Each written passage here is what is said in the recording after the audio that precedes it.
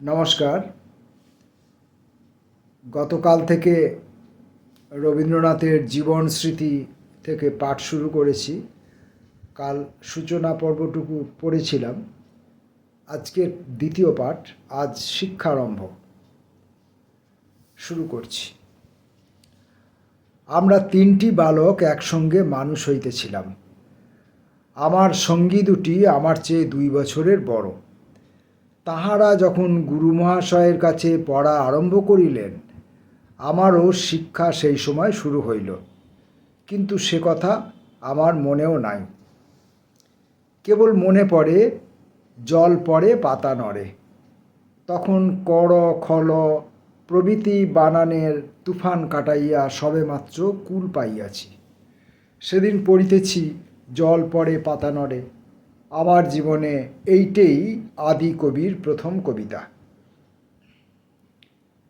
সেদিনের আনন্দ আজও যখন মনে পড়ে, তখন বুঝিতে পারি কবিতার মধ্যে মিল জিনিসটার এত প্রয়োজন কেন।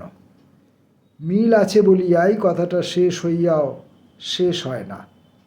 তাহার বক্তব্য যখন ফুরায়, তখনও তাহার ঝংকারটা ফুরায় না। মিলটাকে লইয়া কানের সঙ্গে মনের সঙ্গে খেলা চলিতে থাকে। এমনই করিয়া ফিরিয়া ফিরিয়া সেদিন আমার সমস্ত চৈতন্যের মধ্যে জল পড়িতে ও পাতা নড়িতে লাগিল। এই শিশুকালের আর একটা কথা মনের মধ্যে বাঁধা পড়িয়া গেছে। আমাদের একটি অনেক কালের খাজাঞ্চি ছিল, কৈলাস মুখুজ্জে তাহার নাম। সে আমাদের ঘরের আত্মীয়েরই মতো। লোকটি ভারী রসিক। সকলের সঙ্গেই তাহার হাসি তামাশা। বাড়িতে নূতন সমাগত জামাতাদিগকে সে বিদ্রূপে কৌতুকে বিপন্ন করিয়া তুলিত। মৃত্যুর পরেও তাহার কৌতুকপরতা কমে নাই। এরূপ জনশ্রুতি আছে। একসময়ে আমার গুরুজনেরা প্লাঞ্চেট যোগে পরলোকের সহিত ডাক বসাইবার চেষ্টায় প্রবৃত্ত ছিলেন। একদিন তাহাদের প্লাঞ্চেটের পেন্সিলের রেখায় কৈলাস মুখুজ্জের নাম দেখা দিল।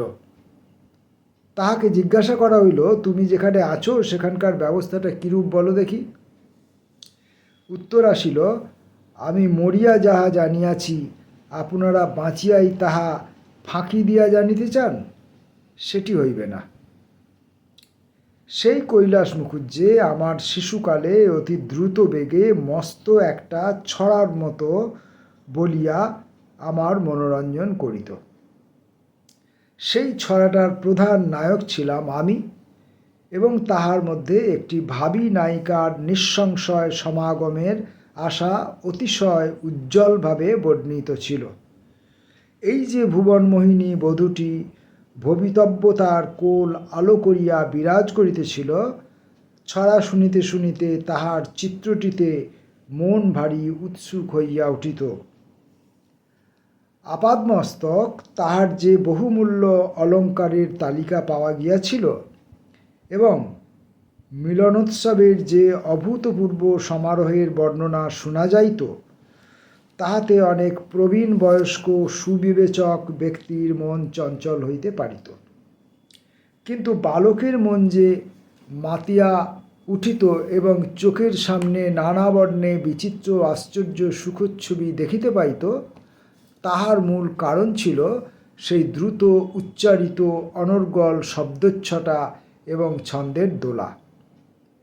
শিশুকালের সাহিত্য রসভোগের এই দুটো স্মৃতি এখনও জাগিয়া আছে। আর মনে পড়ে, বৃষ্টি পড়ে টাপুর টুপুর নদে এলো বান। ওই ছড়াটা যেন শৈশবের মেঘদূত। তাহার পরে যে কথাটা মনে পড়িতেছে, তাহা স্কুলে যাওয়ার সূচনা। একদিন দেখিলাম দাদা এবং আমার বয়োজ্যেষ্ঠ ভাগিনেও সত্য স্কুলে গেলেন, কিন্তু আমি স্কুলে যাইবার যোগ্য বলিয়া গণ্য হইলাম না। উচ্চৈঃস্বরে কান্না ছাড়া যোগ্যতা প্রচার করার আর কোনো উপায় আমার হাতে ছিল না। ইহার পূর্বে কোনো দিন গাড়িও চড়ি নাই, বাড়ির বাহিরও হই নাই।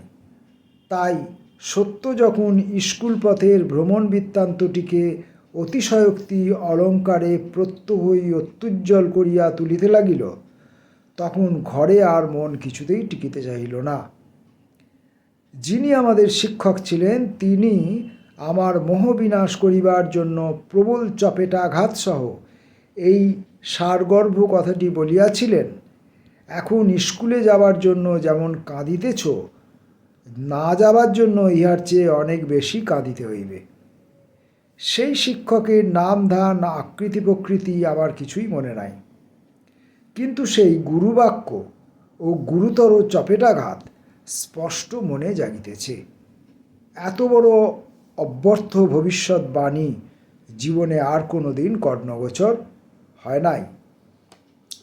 কান্নার জোরে ওরিয়েন্টাল সেমিনারিতে অকালে ভর্তি হইলাম। সেখানে কি শিক্ষা লাভ করিলাম মনে নাই, কিন্তু একটা শাসন প্রণালীর কথা মনে আছে। পড়া বলিতে না পারিলে ছেলেকে বেঞ্চে দাঁড় করাইয়া তাহার দুই প্রসারিত হাতের উপর ক্লাসের অনেকগুলি স্লেট একত্র করিয়া চাপাইয়া দেওয়া হইত। এরূপে ধারণা শক্তির অভ্যাস বাহির হইতে অন্তরে সঞ্চারিত হইতে পারে কিনা, তাহা মনস্তত্ত্ববিদদিগের আলোচ্য। এমনি করিয়া নিতান্ত শিশু বয়সেই আমার পড়া আরম্ভ হইল। চাকরদের মহলে যে সকল বই প্রচলিত ছিল, তাহা লইয়াই আমার সাহিত্য চর্চার সূত্রপাত হয়। তাহার মধ্যে চাণক্য শ্লোকের বাংলা অনুবাদ ও কৃত্তিবাস রামায়ণই প্রধান। সেই রামায়ণ পড়ার একটা দিনের ছবি মনে স্পষ্ট জাগিতেছে। সেদিন মেঘলা করিয়াছে। বাহির বাড়িতে রাস্তার ধারের লম্বা বারান্দাটাতে খেলিতেছি। মনে নাই সত্য কী কারণে আমাকে ভয় দেখাইবার জন্য হঠাৎ পুলিশম্যান পুলিশম্যান করিয়া ডাকিতে লাগিল। পুলিশম্যানের কর্তব্য সম্বন্ধে অত্যন্ত মোটামুটি রকমের একটা ধারণা আমার ছিল।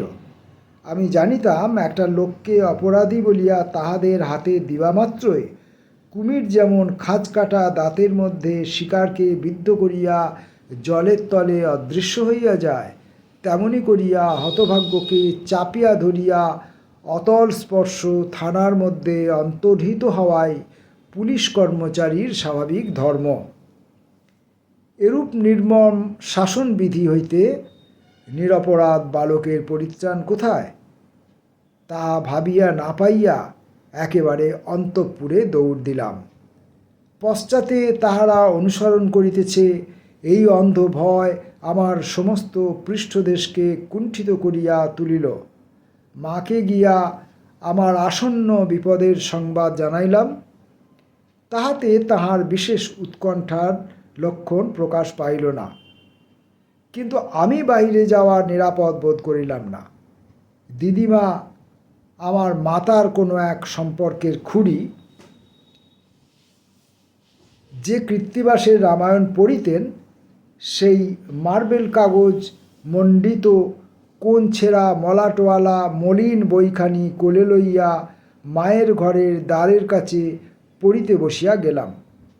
সম্মুখে অন্তঃপুরের আঙিনা ঘেরিয়া চৌকোন বারান্দা। সেই বারান্দার মেঘাচ্ছন্ন আকাশ হইতে অপরাহ্নের ম্লান আলো আসিয়া পড়িয়াছে।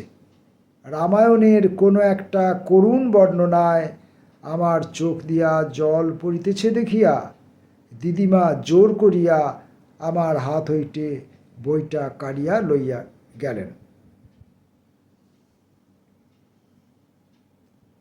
এই ছিল জীবন স্মৃতিতে রবীন্দ্রনাথের শিক্ষারম্ভের যে ঘটনাবলী, তা তিনি বিধৃত করেছেন। আমাদের কারুর সঙ্গে এই অভিজ্ঞতা হয়তো দু একজনের সঙ্গে মিলতে পারে, মিলবে নাই বেশিরভাগ ক্ষেত্রে। তো যাই হোক, আজকে জীবন স্মৃতি পাঠের দ্বিতীয় পর্বের পাঠ এখানেই শেষ করছি। নমস্কার।